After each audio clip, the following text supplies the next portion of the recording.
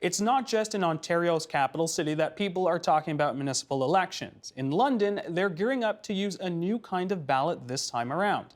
Joining us now to explain in our studio at Western University in London, Mary Baxter, who heads up our Southwest Ontario Hub. Welcome, Mary. Hi, Jan. All right, so before we start, I want to show an explainer video from the City of London. We're talking about ranked ballots. This is an explainer that shows exactly how they work. With ranked choice voting, you don't just vote for one candidate. You vote for your first, second, and third choices. After all the votes are counted, if one of the candidates gets 50% of the first place votes plus one, they win. But if no one gets 50% of the votes plus one, the candidate with the least amount of votes is eliminated. Then the second choice votes from that candidate are now counted and added to the remaining candidates' totals. The candidate on the right gets 50% plus one of the vote, and we have a winner. Now, Mary, I want to ask, why has London decided to switch from the first past the post system to this ranked system? The big reason, Jan, is because it boosts voter participation, or proponents say it boosts voter participation, and then it also helps to increase diversity with candidates. And there's a couple of reasons why that happens. One is because it ensures that whoever wins has a majority vote.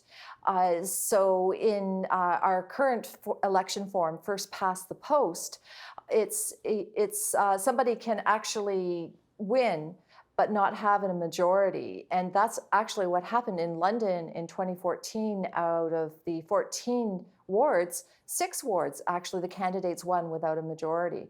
So, and another thing that it does is that it discourages vote splitting, so that it means it focuses people more on the issues, and then they can choose the candidates who they feel best reflect their own perspective on those issues. You see, you've listed a bunch of advantages here. Why aren't more municipalities using a ranked ballot system? Well, I think a big one is cost. In Ottawa in 2016, I believe, when they were looking at this as a possibility, it was something like $3.5 million to change to a different system. In London, it hasn't been as much. Some people say it's going to be around $350,000, but we won't know really until after the election has run and the costs are tallied. But there's also another big issue is it's really hard to teach people to change to a different system.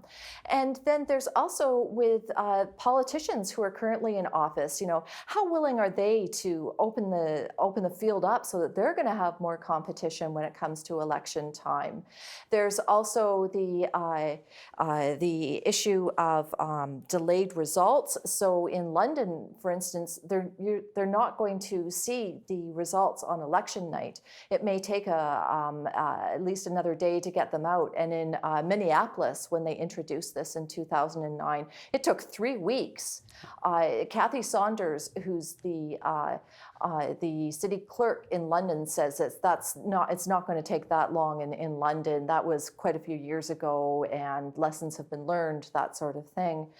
The other thing is its political precariousness. We don't know how the new provincial government, for instance, feels about ranked ballot voting.